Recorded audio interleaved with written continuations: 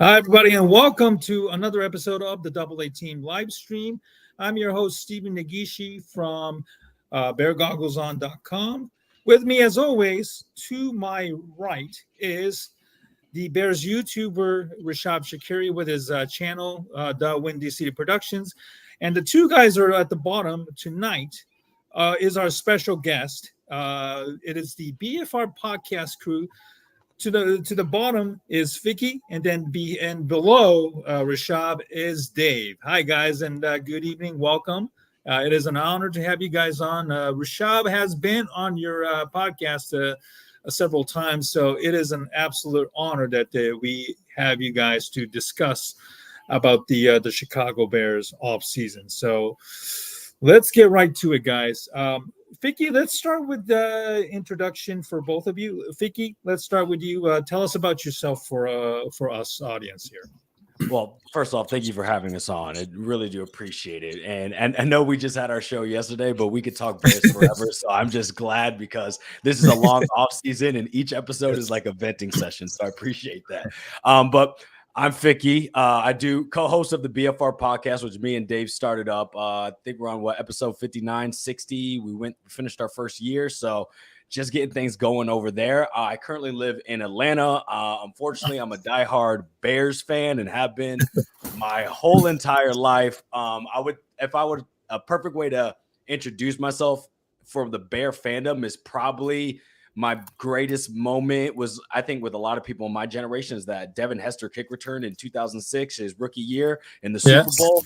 And even those first 2 years, I mean, first off, hats off, he finally made it into the Hall of Fame. But I think that's where the fandom really kind of clicked in because first off, as we know, the team was actually good. I know that's kind of shocking, but the Bears team was good at that time. And so it really sucked me in as a kid. So again, thanks for having us on. I really do appreciate it. Absolutely. I used to live in Atlanta myself for a couple of years. I lived in Fayetteville, and then I moved to downtown area, right where the old Olympic Stadium was in the near Grant Park area. So I am familiar. Area. Yeah, it is a nice area that is. And I still have a lot of, friends in the Atlanta area. So hopefully next time I go down there, I get to hang out with you, Ficky, there. Hey, well, when Fields gets traded down here, me and you can go to a game, it's Absolutely. It's right down the road from me. So definitely you pull up. You live right down the dome? Yeah, the Georgia Dome's not Georgia Dome. Geez, I'm dating myself. Mercedes-Benz. Yeah, the Mercedes-Benz stadium is probably like a 10-minute drive. I used to run to it all the time. Like it's that close. So okay, yeah. I'm familiar with the that area. Yeah. Yeah. So if you want to go, definitely, especially when Fields down here, I'll probably catch one. I can't do too many Fields games in the Falcons because then it feels like I'm betraying my own team. Exactly. But yeah, I'll definitely have to catch one. So if you're in the city, just let me know. Absolutely. Well, thank you. Dave, please introduce yourself. Yeah, my name is Dave. As Ficky said, we've been doing the pod for about almost a year now, like depending on when we started. Because we started like a year and a half ago, but we really started going consistently about a year from here. So episode 59, like Ficky said, but I cover the Bears for Sports Mockery. I've been there since about 2020. So it's been a fun little journey over there. It's kind of like writing and blogging, something I really enjoy, but grew up about an hour and a half from Chicago. And so, definitely a huge Bears fan. It's kind of just runs in the family, Cubs fan, not a Sox fan. Sorry, DWC.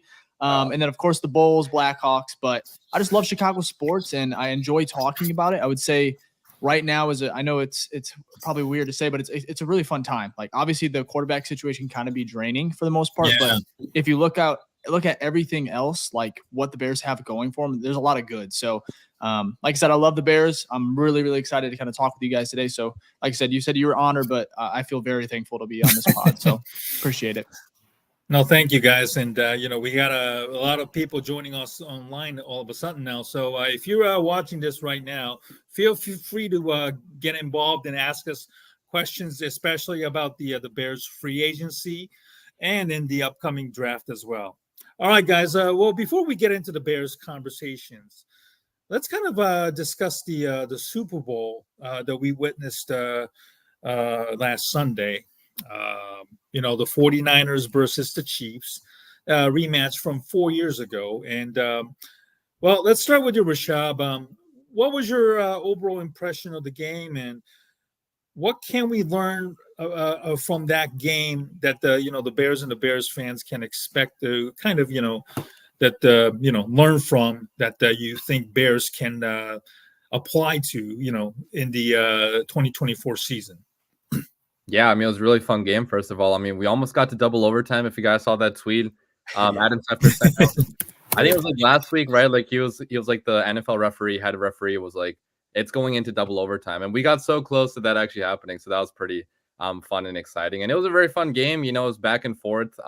Obviously me, being a Bears fan, being an unbiased fan, I didn't really care who wins the game, but I was hoping for the Niners to win just because it would be fun to see the underdog win, even though I know the Chiefs were actually underdogs in this game, according to Vegas, but would have been fun to see somebody else win. Unfortunately, the same guy that wins every single time, he won again. And I think it kind of shows you that, or, what the Bears can take away from this is that you do need that top, elite quarterback to win these types of games. And I'm not saying that Fields can't be that type of guy, because it is too early in his career to, definitively say, Fields cannot be a good quarterback. But I think after that game, a lot of Bears fans, maybe not a lot, but like some Bears fans were kind of convinced maybe you do have to start over at quarterback, because, if Caleb Williams does have the potential to be like a Mahomes player, which I'm not saying he's going to be, but if he has the potential to be a player like that, a top 5, top 10 quarterback, then, maybe Ryan Poles would take that, risk and draft him at number 1 overall, right? Because even though you can build a really good team around Fields,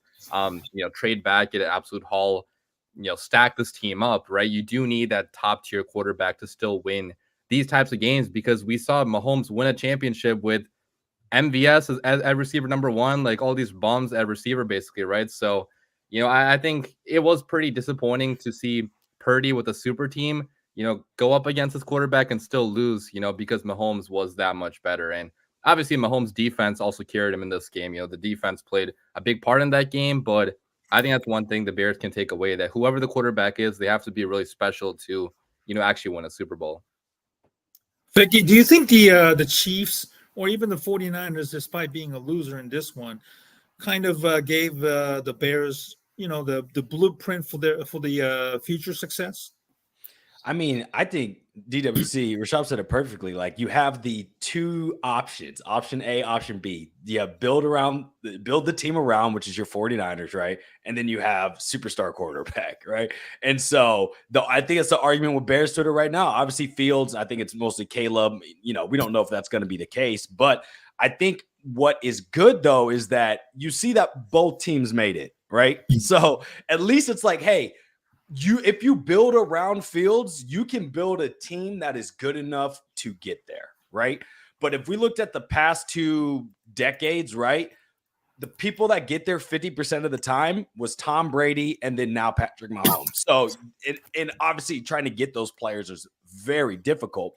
But you see, though, that you also can get to that. You can get to the ship 50% of the time if you have that guy. The problem is finding that guy. I don't know if you guys are aware, but the Chicago Bears are the only franchise in NFL history, in the modern NFL still, that doesn't have a quarterback that's thrown for 4,000 yards, right? So, it's not so easy like, oh, we can just get that guy, So, but I think Poles, and we've seen it with kind of how he's built the team already, I think he has more of like a modern mindset with how he builds teams. And let's not also forget, he literally, developed in the Kansas City organization. So he comes from that organization where he was there when they picked up Mahomes, and he saw exactly what they did to get Mahomes where he is now. So again, doesn't mean we will find the next Mahomes. No, Mahomes is also 101. We may never find another Mahomes, right?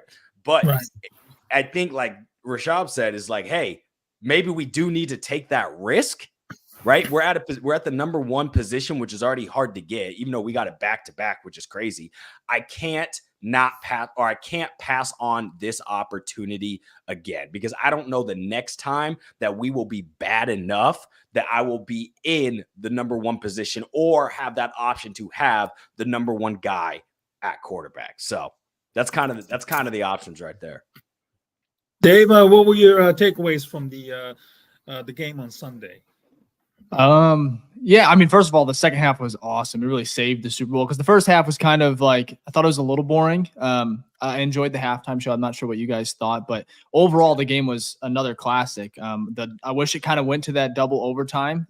They were so close, but the ending was fitting. For me, the biggest takeaway, obviously, I liked everything you guys had to say.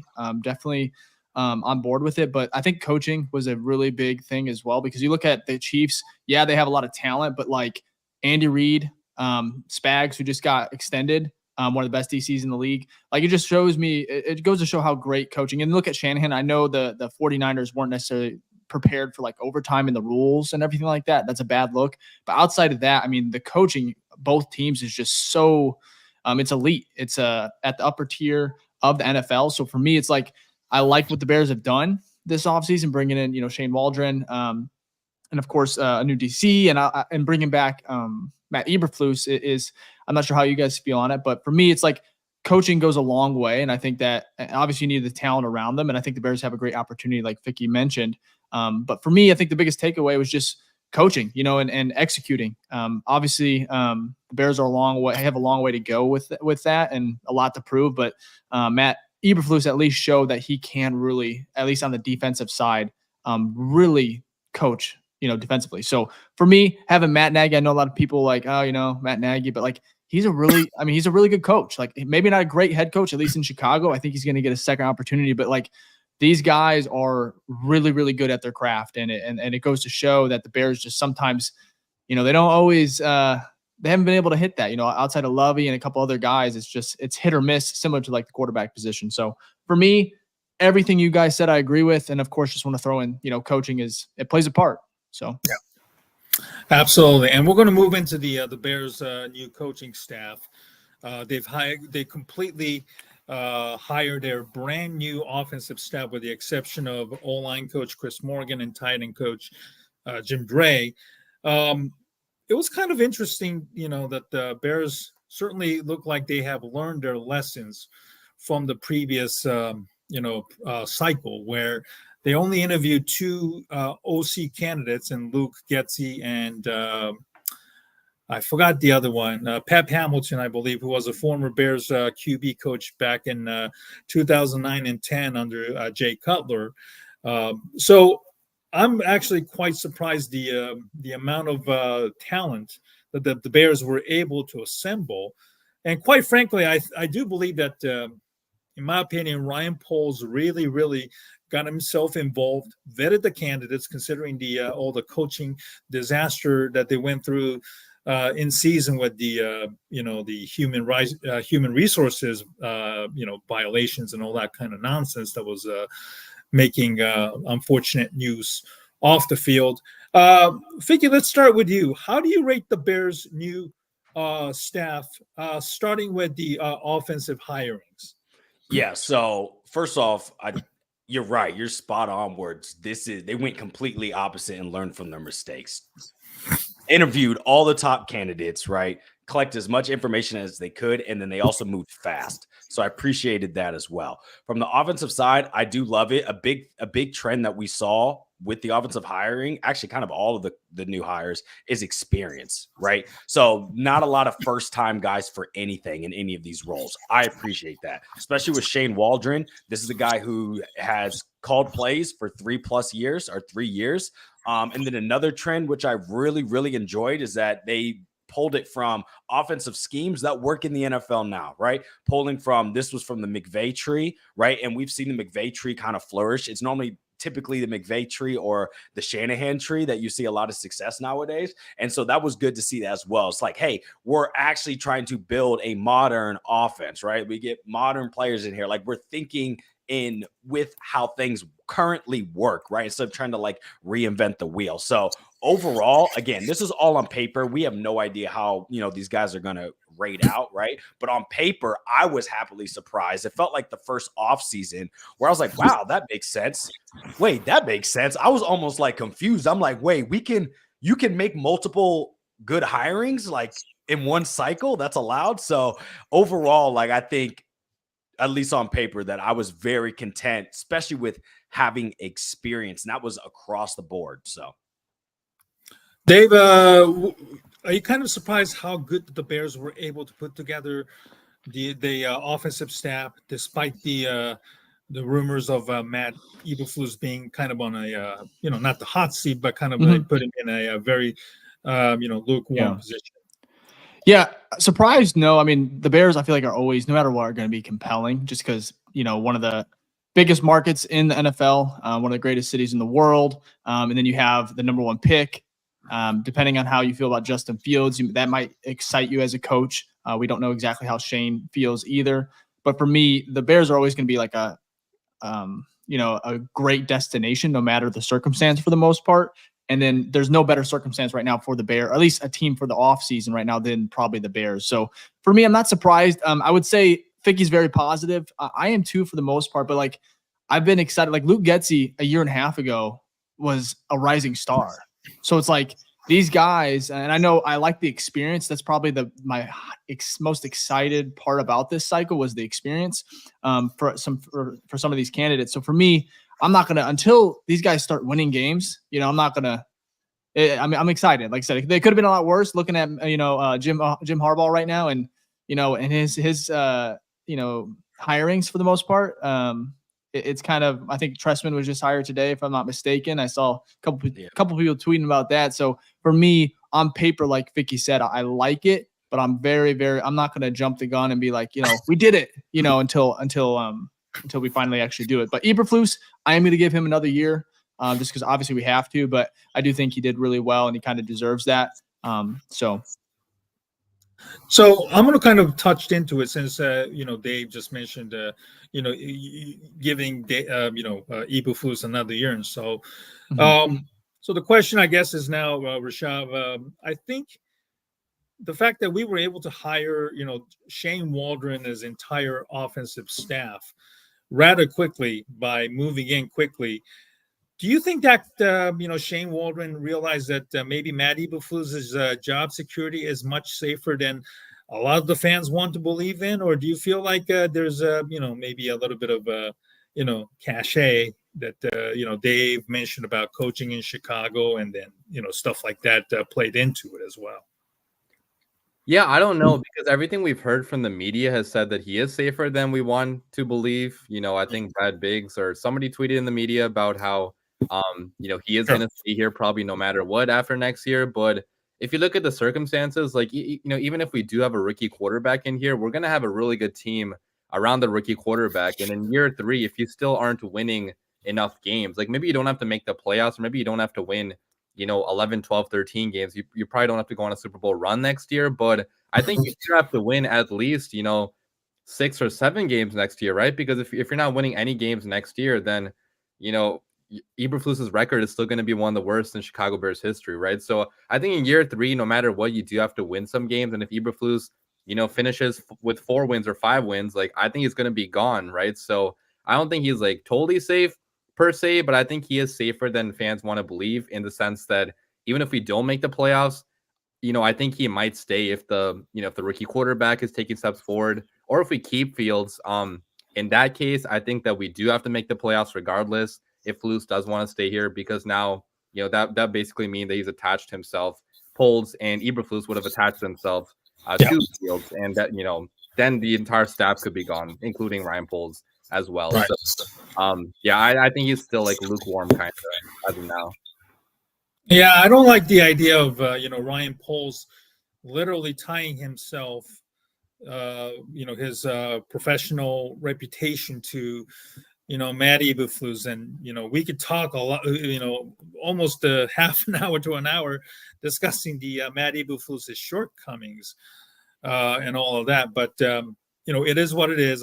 Whether we like it or not, Matt Eberflus is back, and in my opinion, we can discuss about the free agency as well as the draft, et cetera, which we will do in a bit. But considering what we witnessed this past year with Matt Eberflus's coaching style, the hits principles, and the 3 blown leads in the fourth quarter, which could have easily put the Bears in the playoff position at 10-7 rather than 7-10, debating and all that.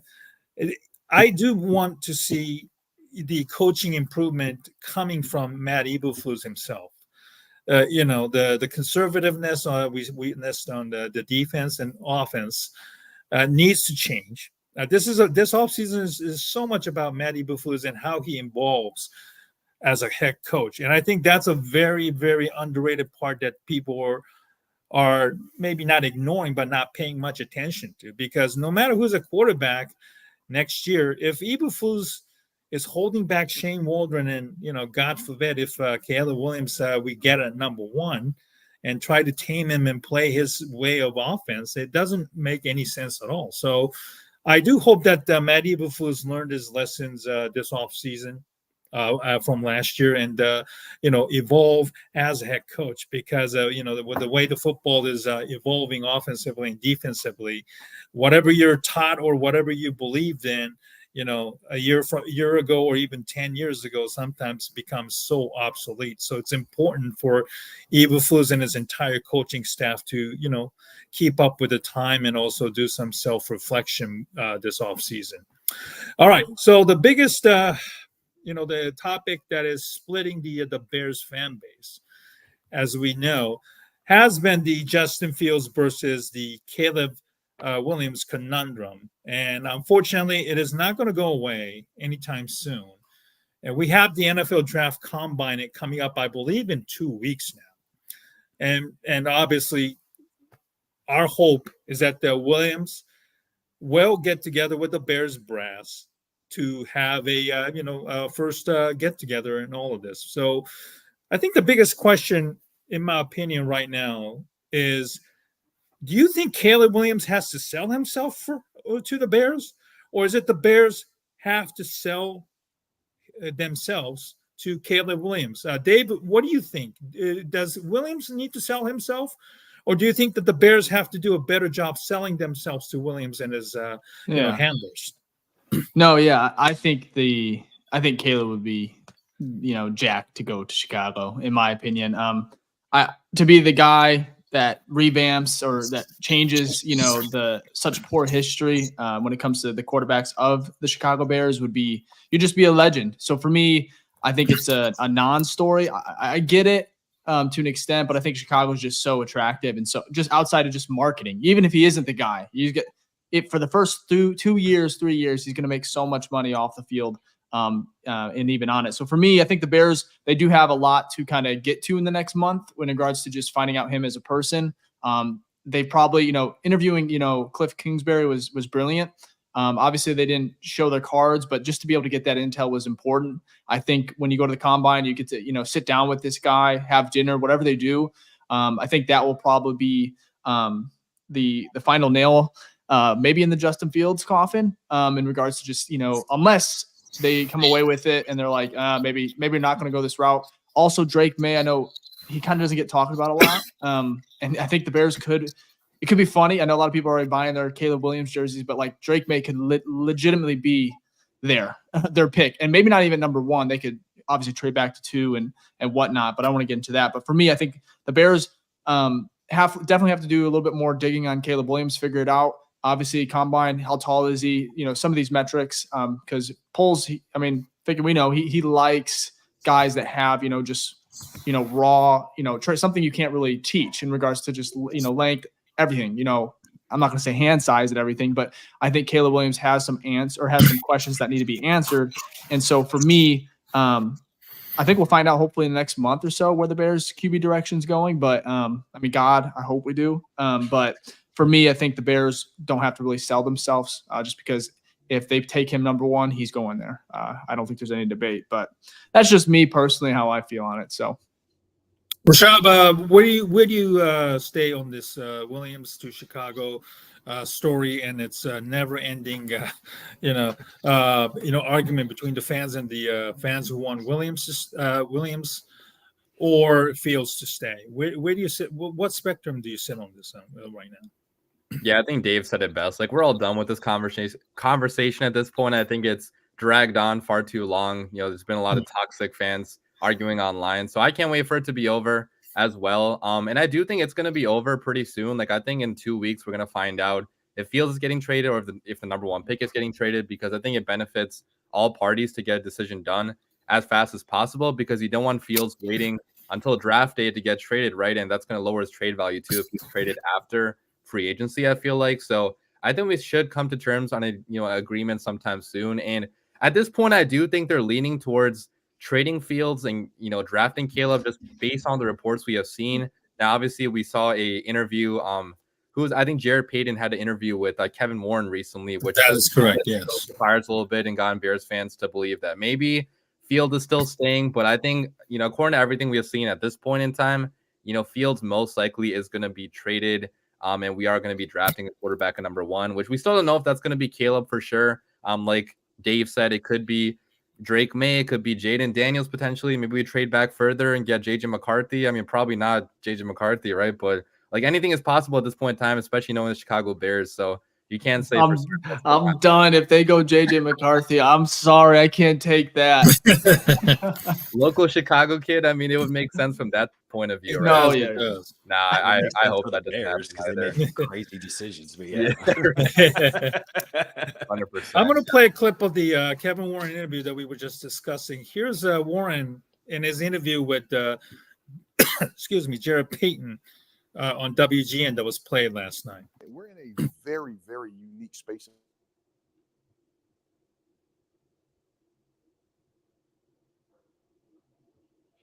Drafting Darnell Wright and then Stevenson, and to get those young guys a chance to play, and then trade for Montez, Sweat, and then not only trade for him but then extend him.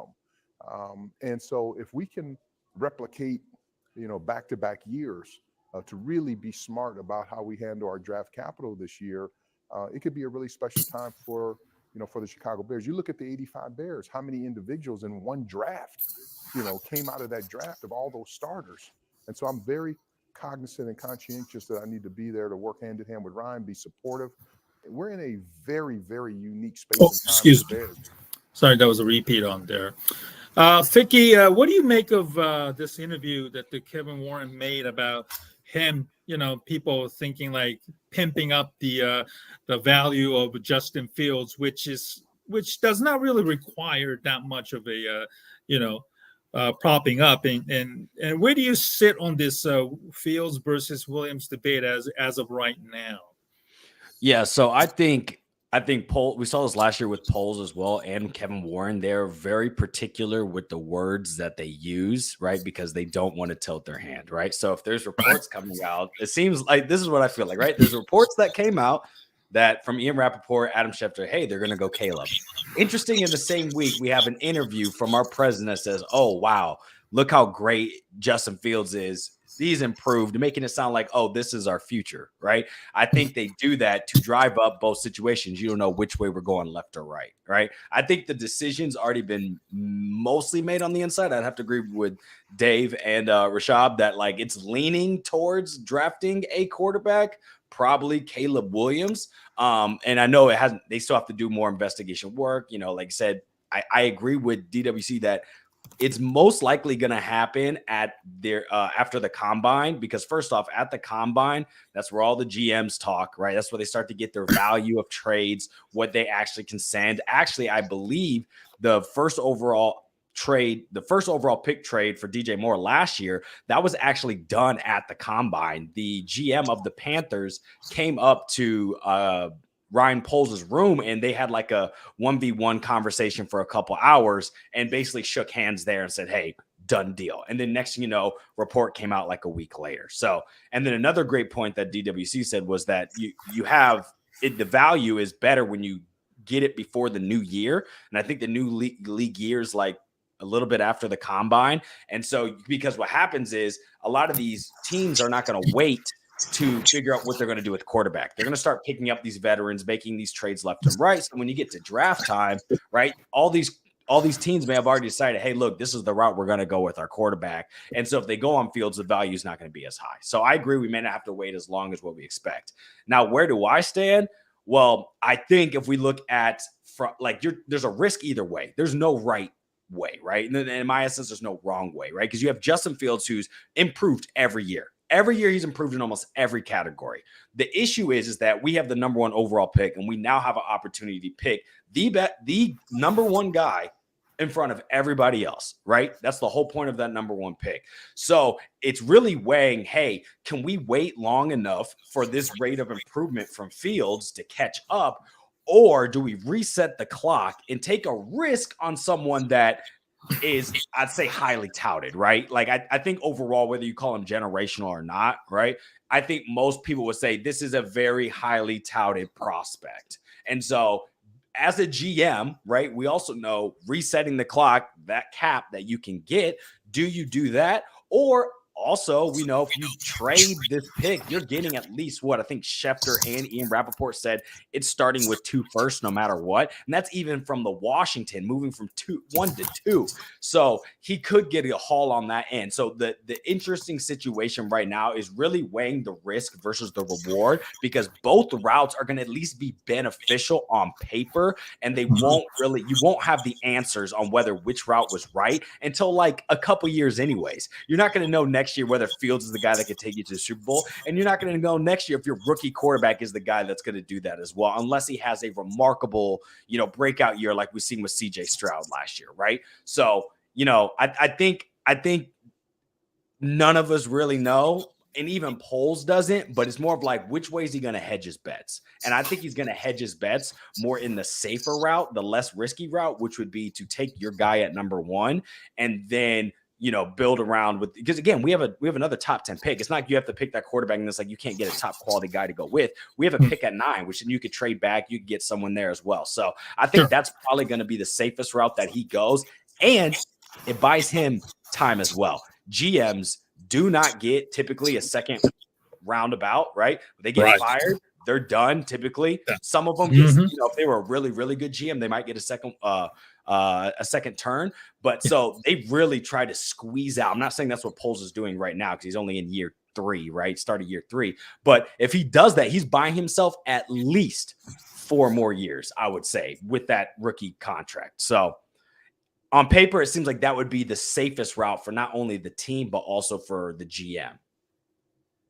Yeah, I'm kind of resorted myself to, maybe the Bears are leaning towards Caleb Williams right now. I think all 4 of us will agree that we love Justin Fields and his, work ethic and his leadership skills and his, maturity beyond his years. I really want him to succeed, and I think we all want him to succeed. And, the Bears were, unfortunately put him in a really, really bad spot, just like they've done, with, Rex Ryan and Dick Geron,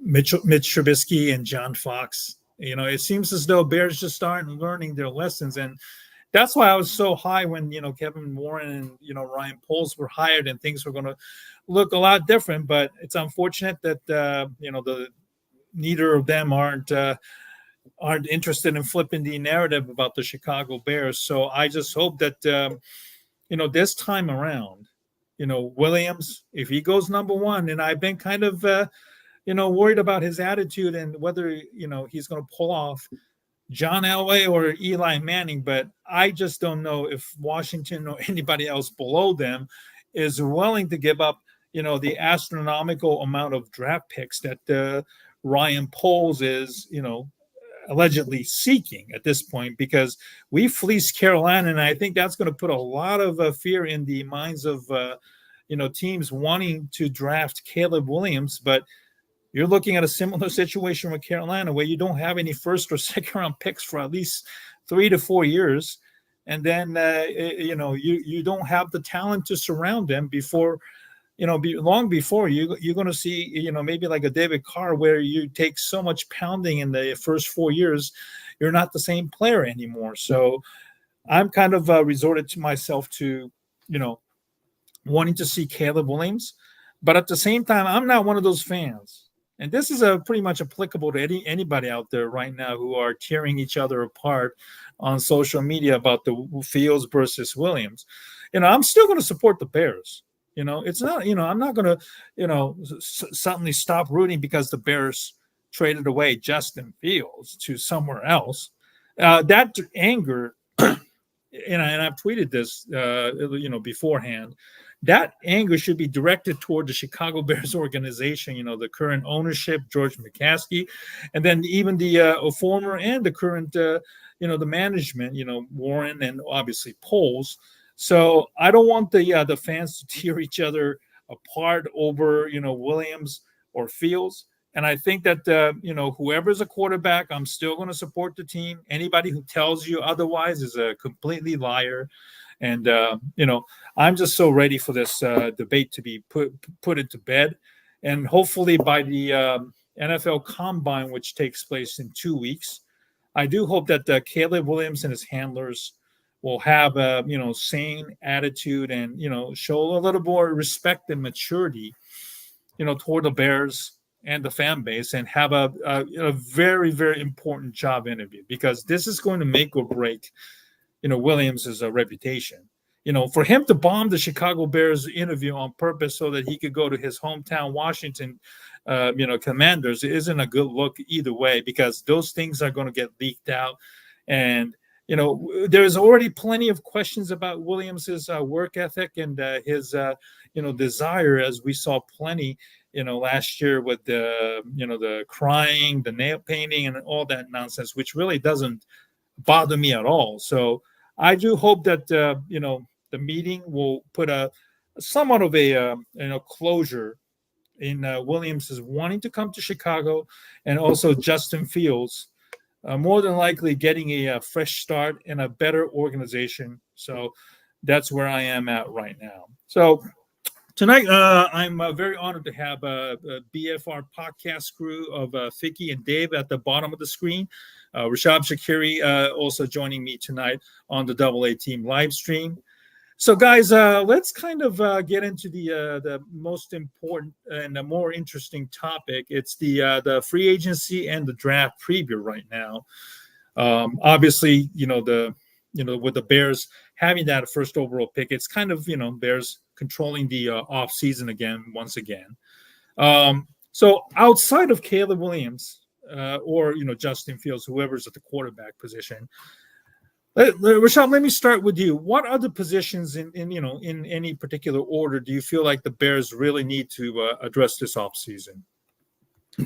Yeah, I mean, center is the biggest one on the offense by far. I think it's not even close. Like, we have not had a good center here in Chicago since I can't remember the last one, right? Like, it's been so damn long. And I think that especially with the, potential rookie quarterback next year, we have to get that spot, 100% figured out. We need a guy there that can snap properly, that can block, and actually have a, interior presence there for the Bears offensive line, where the rookie quarterback can actually, feel comfortable in the pocket and not be completely ruined like Justin Fields was, right? So I think we do have to get a veteran center, just because even though there are some good rookie centers out here in this draft class, the rookie centers oftentimes, it does take them a little bit of time to adjust to the NFL. So unless we do get a, Jackson Powers Johnson in the first round somehow, like, I do think the Bears have to go after some veteran center that's out there. I know that Connor Williams from the Dolphins would be probably my number one option for the Bears to go after, but he tore his ACL, so I don't think Poles is going to go after him, knowing that if he's not fully healthy. But whoever else is out there, I think the Bears should go after. And probably number two, I would say, is edge rusher, because on the other side of Montez Sweat, we don't really know what's there right now. We have DeMarcus Walker, who had a couple of games down the stretch, but he's not really like a top level starter, I'd say. And if you really want to take the next step forward as being like a top 10, top 5 defense, the entire season, I think you have to have a better pass rushing presence on the other side. And you could probably get one in the NFL draft, but I do think if the Bears go quarterback at number one, second pick probably is going to be a receiver. If a Roma Donze or, Malik Neighbors falls to number 9, I think that's going to be the pick. So, I would go center and edge rusher as my two biggest, positions of need for the Bears in free agency. Dave, I put it out the biggest, the weakness that the Bears have to address this offseason in the particular order. Rishab already touched on the center. The edge too has been kind of, the noise have been kind of been made this week. Field Yates, I believe, linked the Bears and the Jacksonville Jaguars to Danielle Hunter of the Vikings. Do you like that idea, or do you feel like that the Bears are making a massive gamble paying a 30-year-old edge rusher? Yeah. Yeah, that's a good question. Personally, I do like Hunter. I like his game a lot. I think it would be a little bit expensive. And we were talking with Robert Schmitz, and Nick Whalen yesterday, and kind of the Bears obviously have, I think, 9th or 8th in cap space. Could jump to like 5 or 4th if they make certain cuts. Eddie Jackson, Cody Whitehair. But for me, Daniel Hunter, it all depends on the other moves that they make. Obviously, if they depending on what they do in the draft is important, but free agency comes first. So for me, I hope they make some splashes. Not that doesn't mean that they spend a lot of money, but more so like a big name like Mike Evans, I would actually be okay with. Calvin Ridley, if they wanted to kind of fill it that way. But Daniel Hunter, I really do like him. I think he would be a good fit. It would be a little worrisome. I think he's 29. He'll be 30, I think, by the time the season starts. However, there's other guys that are on the market technically, like Josh Allen, Brian Burns, but they're just not going to make the they're probably going to be franchise tagged. So there are other guys like maybe a Leonard Floyd. I know it's not as popular. I'm probably not sold on Chase Young either. For me, I think there are options. I just don't know. We don't know what the Bears are going to do in the draft. Like at 9, you could go Dallas Turner. I would love that. Go young, pair him with Montez Sweat. But at the same time, in free agency, you're going to have to spend and likely overspend. So for me, for a guy that had 16 and a half sacks or 18 sacks, depending on what site you look at, PFF, I think had him at 18 total. That's ridiculous, man. Like pair that up with Montez Sweat, and then you got the Bears back 7. Like that is super, super young. And then you got maybe, help on the interior defensive line as well, or, maybe some growth from the young guys. Javon Dexter, Pickens, and then you got why is this slipping my name? They re-signed him. He was the first extension, I think, during the season. Billings. Andrew Billings. How am I forgetting that? Yeah, for me, it's like if they just secure a premier edge rusher that can go on the opposite side of Montez Sweat, I think you're fine. Obviously, it's always a risk when it comes to older guys or veterans. But for me, Hunter has really performed, and I wouldn't be upset. I'll leave it at that. So, by the way, the report came from Jeremy Fowler. So my apologies that I said Field Yates there. But Ficky, obviously Daniil Hunter is a popular name, but I know living in Kansas City area, Chris Jones's contract status is have been a major news, and he was actually drunkenly said that he will be back today. Yeah, I saw that. But if you had to choose Jones or Hunter as out of the veteran group, who do you like and why? Can I pick neither? Because I paying older guys, like we are not in the position to where we can take that type of risk, right? Because most likely they are not going to perform as well as they're performing now. Doesn't mean they won't have great years, but typically it's not like they're ascending, right? It's the NFL. You don't see ascending players at age 30 unless you play quarterback or you happen to kick a ball, right? So because of that, I don't think we're in that position where we can take that risk, because it's like, hey, look, we're in the Super Bowl window. We got like 1, 2, 3 years here. Let's just stack up and let's go for it, right? Yeah. We're not that. We might have a whole new quarterback next year. So in my case, I don't want either of them. They're both, well, Chris Jones is the best at his position right now. So it's not like our team wouldn't improve. And Daniil Hunter literally had 16 plus sacks. So yes, if we got them, our team would definitely improve. But if you're thinking about polls and you're trying to, the good GMs think like 2-3 years ahead. You build your team now, but you set it up so that you don't have to keep restarting. You look at the Chicago Bears, right? And Ryan Pace kind of effed us over by doing this. It's like we'd have to restart because of the contracts, right? You went all in, and then we'd be like, oh, we got to cut all this. We don't have enough talent to like stay consistently good. Now, obviously, we didn't have a quarterback to stay consistently good either, but it's like I want to be in a position, right? I hate that we have to bring up this rival, but if you look at the Packers, right, they do set themselves, they don't overspend in free agency like their fans hate it. Like they never spend money at all, right? But they're always in a good situation to where they have enough talent and they can just add pieces left and right because they haven't shown their hands or they haven't put themselves in a very cap restrictive situation, right? Look at them now. They're the number 1 youngest team in the NFL, and look how good they were this year, right? Now, we were the 3rd youngest, and we won 7 games. So we're in a very similar spot. But the point is especially how Poles has kind of built this team so far, right? We forget he came in and said, hey, are you old? Yeah, get out. You old? Yeah, you get out. Like, kicked them all to the door. Basically checked their AAR. He kept AARP Bayless, card. though. So what are we doing here? Well, he did draft him, so that one's a little bit different. But yeah, Bayless will probably get his AARP card here soon too, and he'll probably kick him as well. But I think the point is that, again, Poles thinks a little bit more modern. He's like, look, I got to make sure that we have flexibility so that when we get to that window, right, I can make those type of moves. I can make that Khalil Mack trade, right? A Khalil Mack trade was a great trade. A Khalil Mack trade was a bad trade for the situation this team was in, right? You didn't know if you had the answer at quarterback. So making that type of risk would be pretty drastic, right? You're showing your hand, and that's the same situation we're in now. We don't know if Fields is the guy, right? Yeah. Like that type of guy, and we don't even know if a rookie, whoever it is that guy, because they haven't played it down. So making that type of like putting so much money or putting all your eggs in one basket for that type of player, I just don't see Poles doing it. But I will agree with Dave. If one of those guys is on our team, I am not going to be mad. I will never be mad about adding great players to this team because it's going to equate to more wins. Sure. But the person who's looking at the long picture, I want a lot of wins for a long time. So, and I don't want us to be in a situation where like, oh, now we don't know what to do. Like, look at the Chargers. They're in cap hell right now. They have a lot of great players, cap hell, and they can't win. And they have a good quarterback, right? So you just don't want to be in that situation. I would take I'll take Khalil Mack back. You know, I'm not even kidding. He had a great year last year. Yeah. I mean, what do you have, like 15 sacks or something? He had like 6 in one game. Yeah, but, something like that. No, he had a great season. So but bring him in and draft a rookie? Another rookie? I don't know. That would not be a bad idea. Yeah. I mean, I wouldn't be mad about it.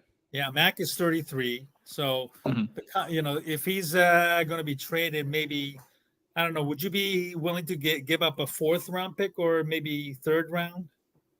Yeah, depending when is the trade, is because I kind of want to see what we do in day one, right? Because if we do go Dallas Turner, do you want to? I would love to see Mac to like be able to help out, Dallas Turner. Then you have Montez Sweat. Like, good Lord, talk about a good edge room right there. But you said he might be cut, DWC. Yeah, I mean, his cap hit is like 27 million or some like crazy high number like that. So either traded or can be traded. Right. I'm thinking just wait for him to get cut would be probably a smart idea too. Yeah, because we don't want to aid the Chargers and Jim Harbaugh early on in his career too. That's for sure. That's for sure. Another big need, of course, is the wide receiver too. There are some nice free agents that will likely hit the market. Maybe not wide receiver 2, but maybe more like a 3 or maybe a slot receiver.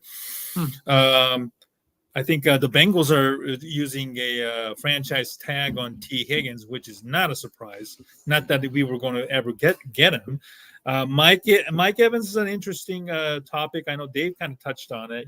Can the Bucs afford to pay him and bring back Baker Mayfield, presumably in a cap hell that they were in this past year? Michael Pittman of the Colts. I have a feeling maybe the Colts would probably need a decent weapon for Anthony Richardson, who is expected to be back healthy next year. So I think when you have a young quarterback, it makes sense to keep the receivers. But Rishab, one of the big topics is that Darnell Mooney, who kind of fell flat this past year, and it was kind of just shocking just how far Darnell Mooney has completely fallen off on this organization. Are you kind of done with Darnell Mooney, or would you still be interested in bringing him back for maybe a friendly 2-3 year deal? I mean, I'm not like done with him. Like if he wants to come back on like a cheaper deal, I think I'd be okay with that. But I just don't know if it would work at this point in time. Right. He's probably going to be asking for 10 million, 11 million per year. Which if that's the case, I think I'd just start over with a rookie receiver, right? Because Mooney, as much as I love him, he's had it bad too last years here in Chicago. I think maybe some of the coaching played into that as well. some of the play calling as well. But, you saw him last year really struggle down the stretch to win contested catches, to, run routes properly. Like, he wasn't the same player he was back in 2021 when he had 1,000 yards, right? So, I think a fresh start probably is needed here for both parties. And I still love Mooney. Like, I still remember when, he had that fantastic season in 2021. Like, I was super hyped about his future, and a lot of Bears fans crowned him as like a receiver number 1 in this league after that year. But that unfortunately fell apart, right? So I'd go elsewhere at this point in time. Just start fresh with a younger and cheaper option in the NFL draft. Yeah, I totally agree. I think Mooney's attitude has kind of been, I wouldn't want to say flaky, but I totally understand if he's kind of checked out with the Bears offense. He's not getting any younger. He wants to get paid, but at the same time, he also wants to have a shot at the Super Bowl. So I wouldn't be shocked if he's done with the Bears and they just basically mutually move on from each other. So another question that we have to kind of discuss is how do you rate the job Ryan Poles has done so far, in his tenure? And I totally understand what he did in his first year, basically having to, pick up and tear down this team. It was a cap hell, no draft picks, really starting from the bottom, and then having to finish 3-14, the worst franchise record of all time, which helped them get, their first overall pick, in which they were able to parlay that into suckering Carolina Panthers. DJ Moore, Darnell Wright, the number 1 overall pick this year, and the second overall pick next year. Ficky, are you happy with the job he's done so far? Because I think this offseason is a quite telling one, not just because Matt Eberflus and Ryan Poles are, officially, tied themselves to each other, but the offensive draft that he's done so far is kind of iffy for me because, he's drafted Tyler Scott and Velus Jones only. And I do worry that because Velus Jones is still on this team, he's kind of emotionally too attached to certain players. Tyler Scott, I remember him dropping 2 sure touchdowns against the Falcons late in the season. That kind of still, is ingrained in my head, as well as maybe a lot of fans, unfortunately. There's no question that the Bears need another receiver or maybe another tight end. How do you rate the job Poles has done, and what are your kind of expectations for him moving forward? Yeah, I think actually Poles has done more good than bad. It's not like he's done everything amazing, right? I think the biggest issue with Poles is like we all just go back to the dreaded Claypool trade, right? Yeah. That's probably his biggest miss of all, right? But what was good about that was he got rid of him pretty quickly. He noticed this is not working. Boom, you're gone, which I also appreciate. A lot of other GMs will stick to, they'll be like, I'm tied to this now. I made this decision, right? Kind of like when you think about Mitch, right? I'm like, yo, year 2, you're probably like, yo, this is not working. But I know it's a rookie contract, so you're kind of tied to it anyways, right? Yeah. But I do appreciate that about it. But if we look at his drafting, especially early, right? If we look at like your first rounds, that's where you're going to more likely hit on really, really good talent. Okay. What Ryan Pace wasn't good at doing was, first off, we didn't have first round picks because he traded them all away. And then secondly, we wouldn't hit on those first rounders or a lot of those second rounders, right? He would hit on 4 or 5, like day 2, day 3, he would find his Tariq Cohen's, his Eddie Jackson's, things like that. That was great. Adrian Amos, things like that, but he wouldn't find the earlier ones. And so we look at some of his picks let's look at this past year. Darnell Wright, probably the best rookie tackle, right? Still a lot to prove, but a great hit there. You look at some of the second rounders from last year, Jaquan Brisker and Kyler Gordon, both ascending, both great pieces picked up there. You look at even this past year, Javon Dexter started to come into his own. You look at Terrell Smith, and also I'm forgetting a corner, Tyreek Stevenson. Right. So you look at these draft classes, right? And again, it's early, but at least there are a lot of signs that point to like, oh, wow, you may have hit on some good pieces here. If you come out of a draft where you may only have 6 or 7 picks and you can find 2 to 3 solid starters, that's a great draft, right? You look at the Lions and what they just did this past draft. They found like 3 great Jahmyr Gibbs, Sam Laporta, who's the safety, who's a dog, Branch. Yes. Right. Those are like their first 3 picks, right? And look how those turned out. We're seeing some similar stuff on the Bears as well with Ryan Poles. So from a drafting point, he has instilled some confidence where at least with day 1 and day 2, I'm like, you're going to find someone who's decent, right? Someone who's going to get playing time and is not going to be a total bust, which is very important. Just getting that starter level, you get enough starters on the team, you're at least giving yourself an opportunity to compete and allowing your coaches to coach them to their best potential. The second thing, if we look at free agency, right? What I love most about free agency, and Dave mentioned it, is that in free agency, you have to overpay. That's just what it is. You're bidding each other, right? So the numbers they just go up, right? It's the nature of the beast. We look at what Poles has done. Like last year, I think the fans were so upset with a lot of like, we didn't get this tackle, we didn't get this guard, right? I can't remember some of the names, but it would be like, oh, we missed him. Yeah. Because Poles sets a number and he goes, look, if it's past that, I'm not doing it.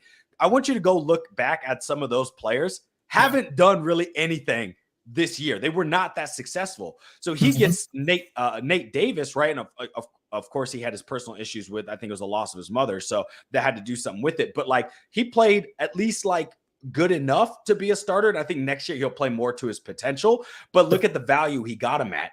You look at TJ Edwards, probably his best signing. Very low when it comes to how much he paid for him. And he had, in my opinion, an all-pro season. And then obviously he paid a lot for Edmonds, but Edmonds also had a pretty good year. I think together those two were the same price or very similar to what he would have to pay Roquan. So I do love the modern value. Like I'm not overpaying. I'm not overreaching. And he does it in the draft too. Trades back. Look at the value he got for DJ Moore for that first. Like I just feel like he's very logical in particular with these are my grades. These are my values. I'm sticking to it. I'm not desperate in essence to like, I have to get this. I have to get that. He's sticking to his board. He's sticking to his numbers. And I think so far, right, it's panned out. He obviously, he stripped the whole team. So, it takes about a year or 2 for a rebuild.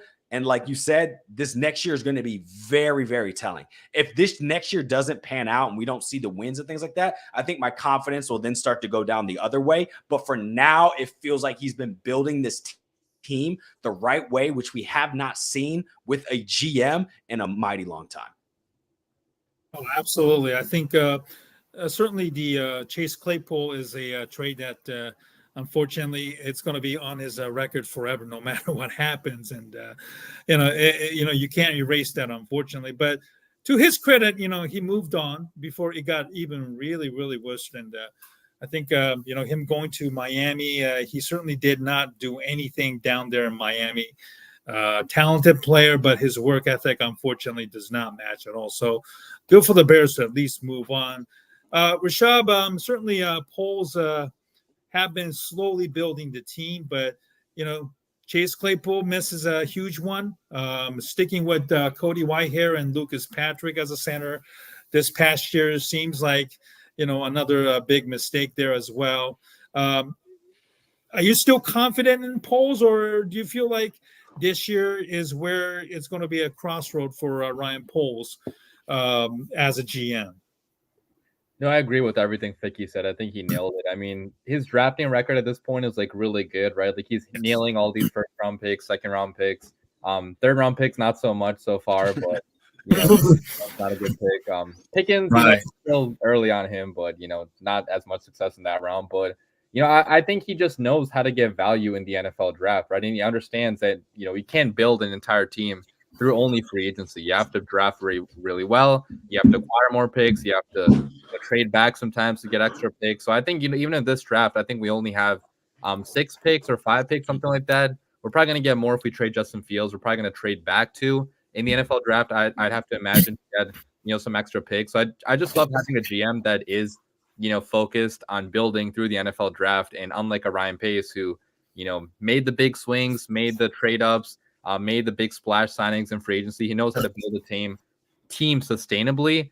And hopefully that ends up working out. It's still too early to say if it's going to end up working out. But like you said, Steven, like I think this year is going to say a lot on how good of a GM Ryan Poles actually is. If we do win 7-8 games, even with the rookie quarterback, I think people are going to be completely bought in on Ryan Poles. And at this point, I trust Ryan Poles 100%. Like I think 80% of his moves so far have worked out.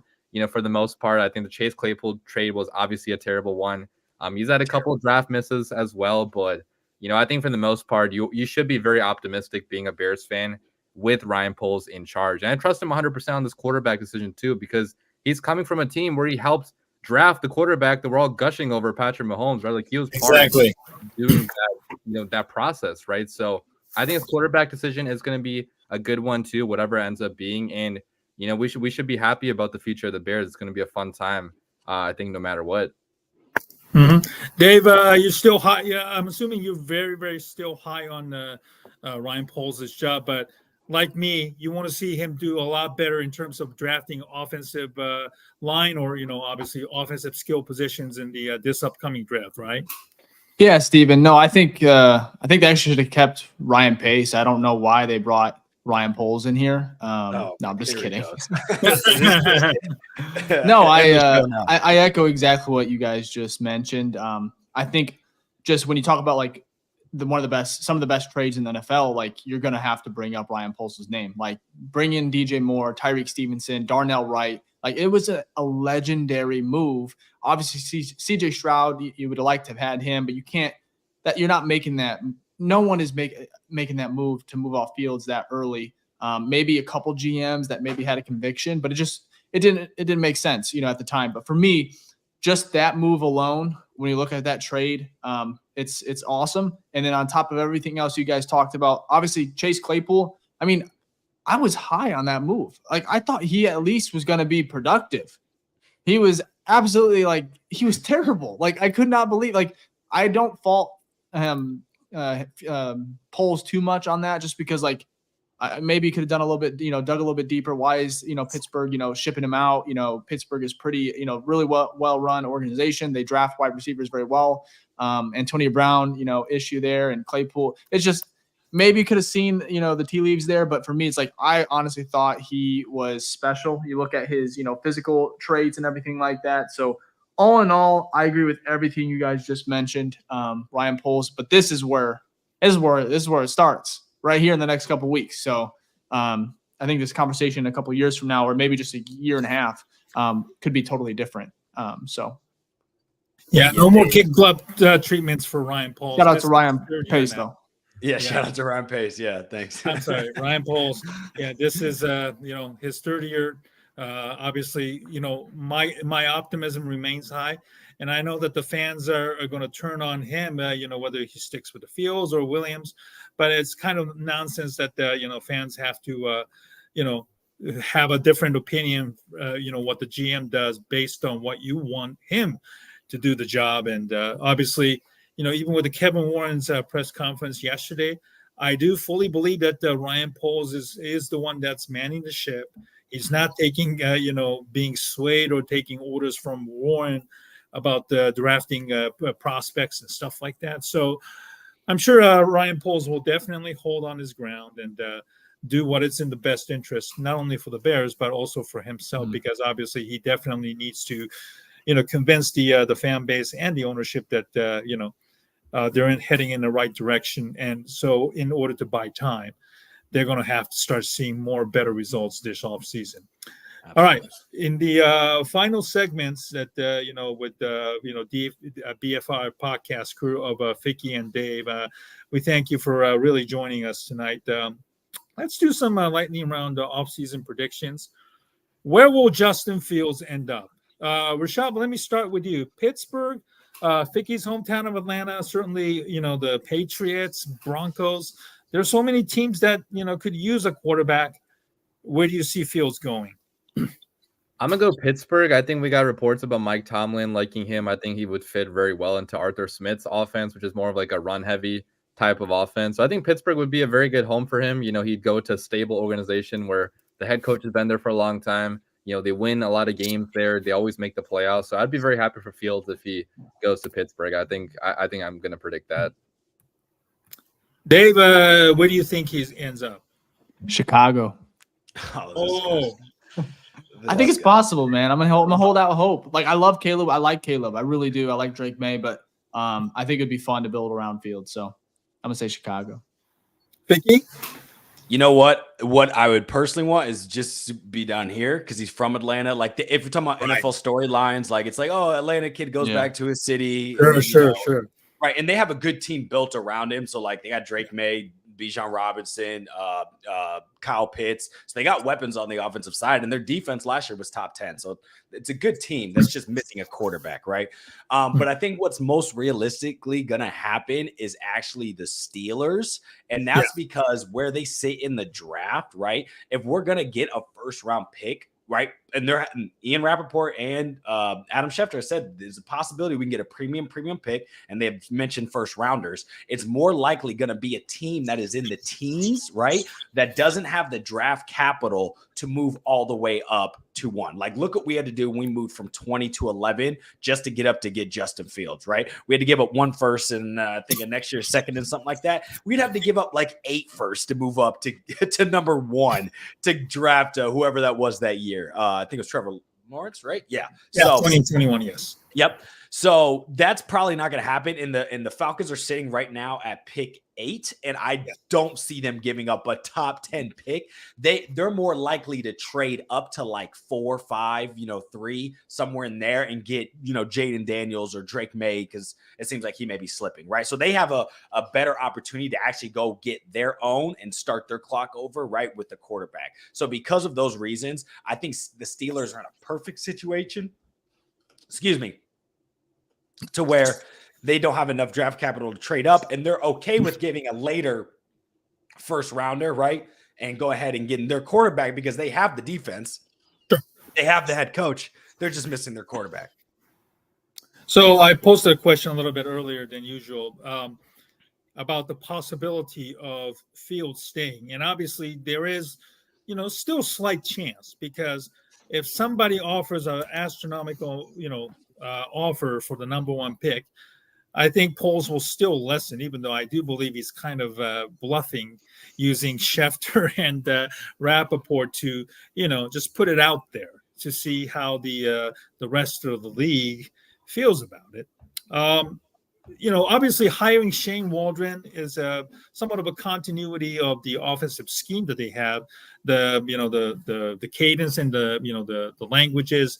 That's something that obviously Fields have to relearn again. Which, if there's anybody that I'm confident in doing so, it will be Justin Fields with his strong work ethic. Excuse me, Rishab. How do you feel about if Fields ended up staying? Yeah, I mean, I'd be happy as well. Like, I definitely don't hate Justin Fields. Like, I would be very happy if he stays here, if we trade back, build a really good team around him, because I still think he can be a good quarterback in this league. Like, we saw him have a lot of success down the stretch last year. I know it's not been very consistent. It's been pretty up and down, but he has been improving steadily year by year. I think pairing him with the head coach and Shane Waldron that already has experience, working with the quarterback that previously was being viewed as being a bust in Geno Smith. And I think Fields is, 100 times more talented than Geno Smith even was, coming from the New York Jets, right? So I think it could end up working out here, if we do stick with Fields. But my only concern with that would be that the entire fan base will be comparing, Caleb Williams, Drake May to Fields nonstop the entire season. And if the rookie quarterbacks, God forbid, have a better season than Fields does, Poles is kind of going to be on the hot seat, right? That's why I don't think Poles is going to stick with Fields, because it buys him a lot more time and patience from the fan base if he does go with a rookie quarterback. But I still think it could end up working out if we do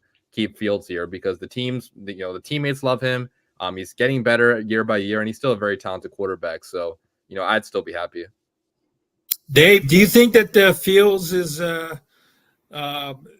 in his own mindset that he wants to come back to Chicago, or do you feel like Fields is one of the few players that you can fight, you kind of really get behind him to succeed, or you just basically because of the coaching timeline and the all that is involved? Do you feel like it's a It's not even a With starter. Justin, I feel like he's so laid back. He's at peace at whatever happens. Like if he goes to Atlanta, he's almost like it was meant. This is what's meant to be, you know. And so for me, it's like if they choose, if Chicago decides to stick with him, I think he'll obviously be thankful because that's, like you said, DWC, it's a big time decision to stick with Fields because there will be comparisons no matter what. Even dating back to the CJ Stroud and Bryce Young and that draft class. So for me, but to answer the question, if Fields stays, I say just get ready to win because you're going to get a haul. You're going to get players, premium picks. So, I mean, we may not win a Super Bowl and we may be one and done in the playoffs, but I guarantee you we're not going to be winning 3 games, 7 games. It's going to probably be in that 9, 10, you know, maybe 11. And if best case scenario, you know, you could probably get in the higher, you know, 13, 14, you know, undefeated, I guess. But anyway, I really do think if you stick with Fields, you're going to win games. You just might not be happy with how far you could go depending on the ceiling. So. Okay, and then the final question, I'm just typing it up right now as we speak. I'm ready. I really appreciate the, you know, both of you guys for sticking with me tonight.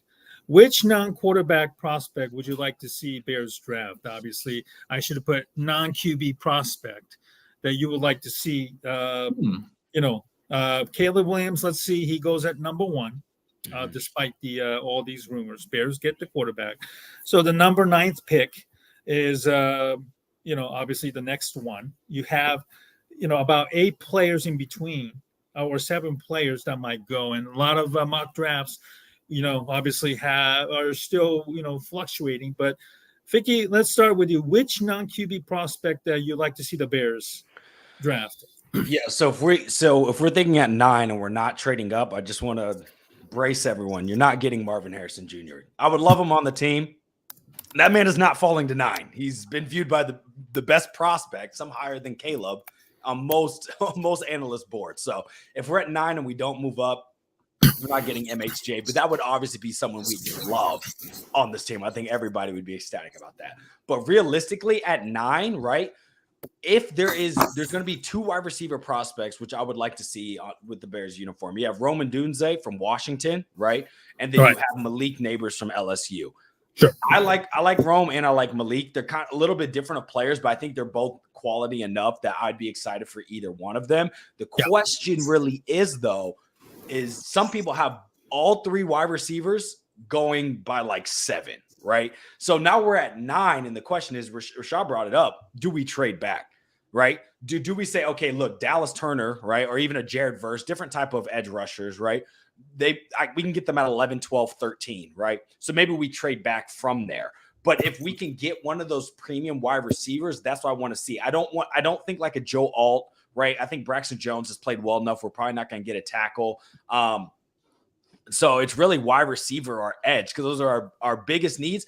And those are the wide receiver class. Sorry, that's like the most talented, I'd say, class, at least top heavy from the first round. So I think it's going to be like, who's left on the board between Malik and Rome, and if both are gone, I see most likely that we'll probably do a trade back. And I guess a sleeper that we talked about on our podcast yesterday would be, do you bring in a Brock Bowers? Brock Bowers is a great talent from UGA tight end, like fantastic, more of like a Y tight end, not an in line, right? A U tight end, more of that wide receiver type.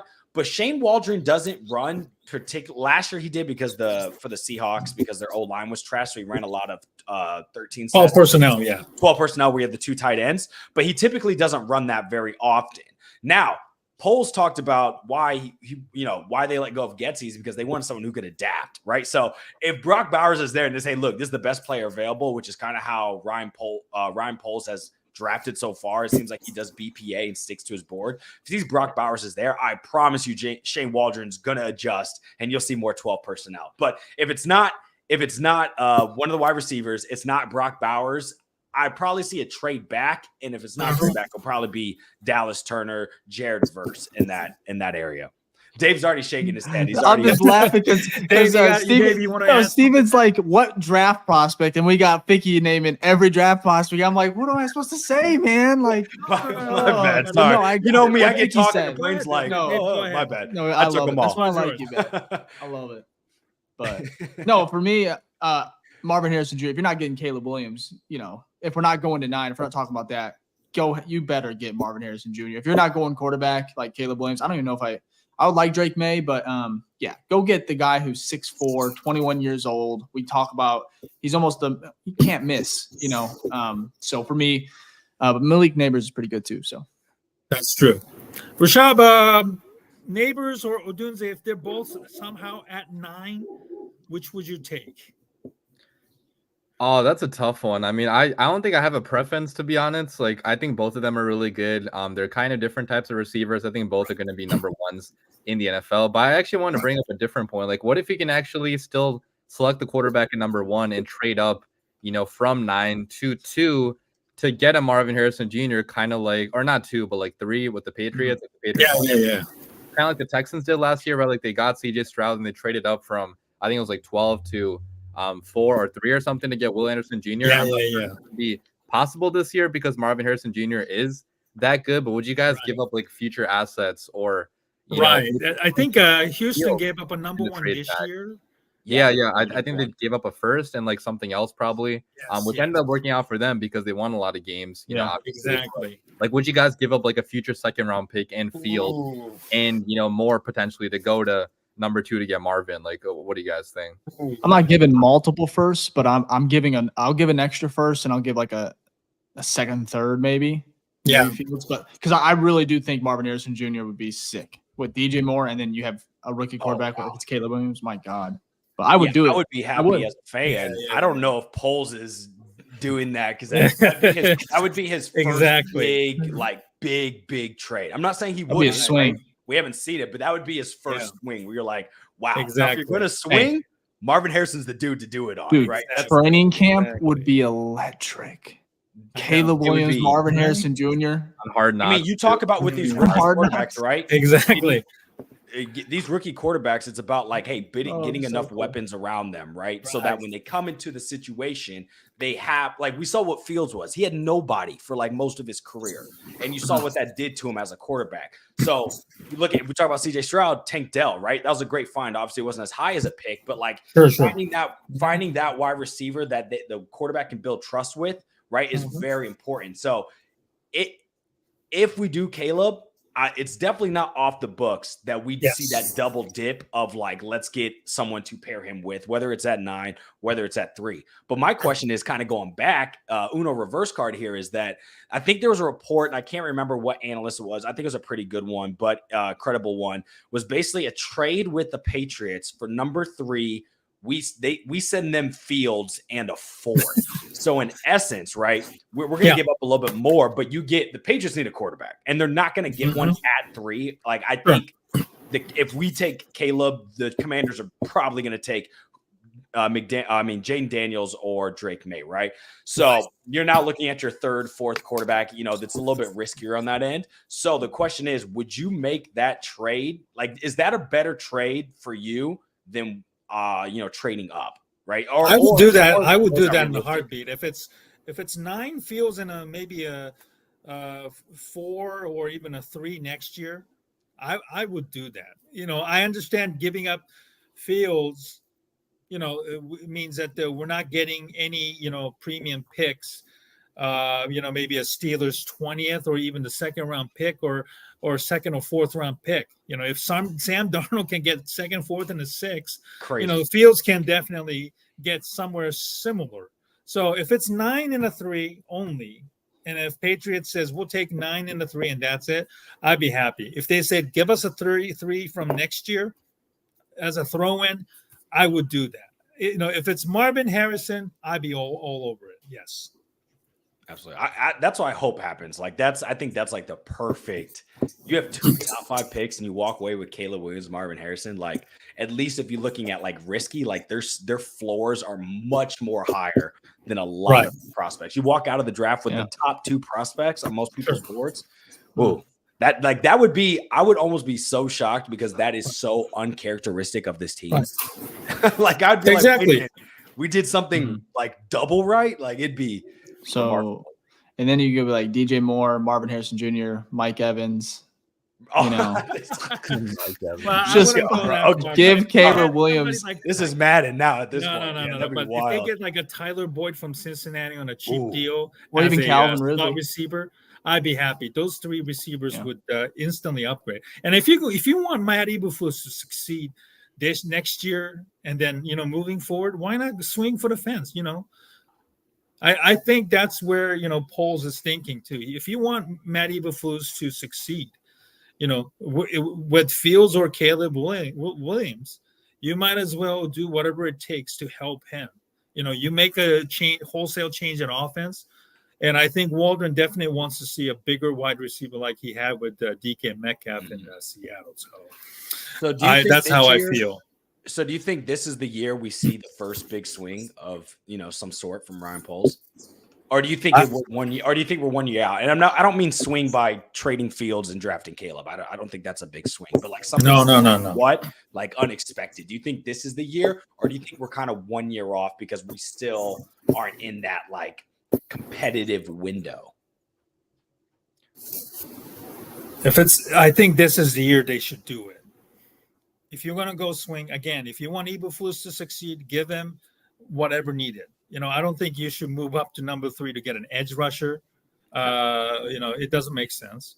So I think the best option would be to give Caleb Williams the receiver that he can throw to. Absolutely. Rashab, what about you? You think we'll see it this year, or do you think we're like 1 year off, or even more?